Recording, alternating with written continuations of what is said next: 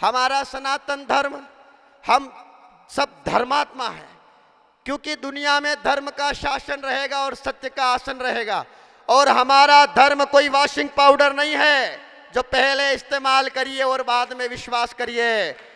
हमारा धर्म तो जीवन बीमा है, जिंदगी के साथ भी जिंदगी के बाद भी।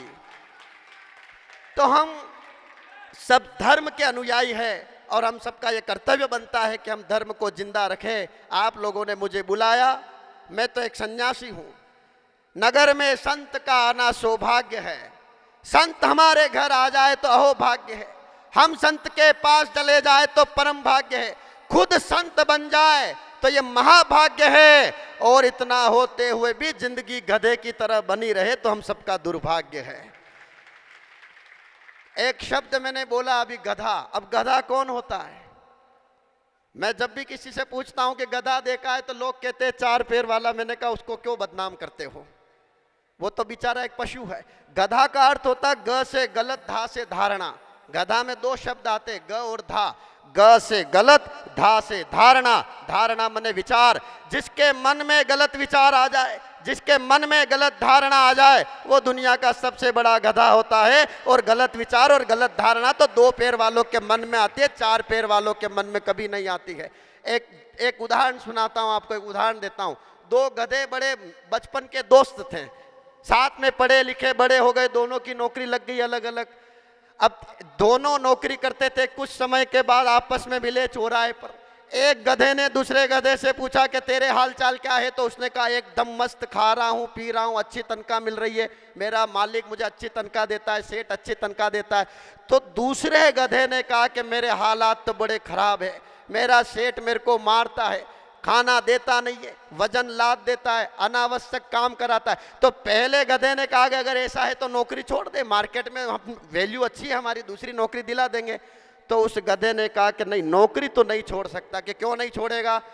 तो कहे चाहे मैं डंडे खाऊं लेकिन नौकरी नहीं छोड़ूंगा, क्योंकि वहां मेरा भविष्य उज्जवल है।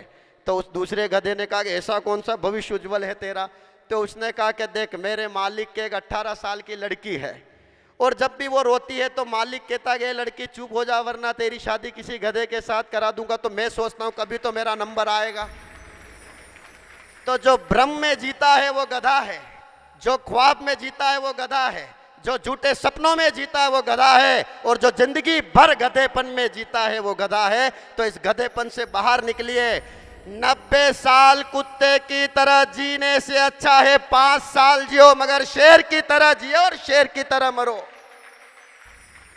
क्योंकि हंसो तो ऐसा हंसो कि हंसना बाकी ना रह जाए, बोलो तो ऐसा बोलो कि बोलना बाकी ना रह जाए, चलो तो ऐसा चलो कि चलना बाकी ना रह जाए, कुछ करो तो ऐसा करो कि करना बाकी ना रह जाए, खाओ तो ऐसा खाओ कि खाना बाकी ना रह जाए, पियो तो ऐसा पियो कि पीना बाकी ना रह जाए, जियो तो ऐसा जियो कि जीना बाकी ना रह जाए, और मरो तो ऐसा मरो कि फिर आना बाकी ना रह जाए।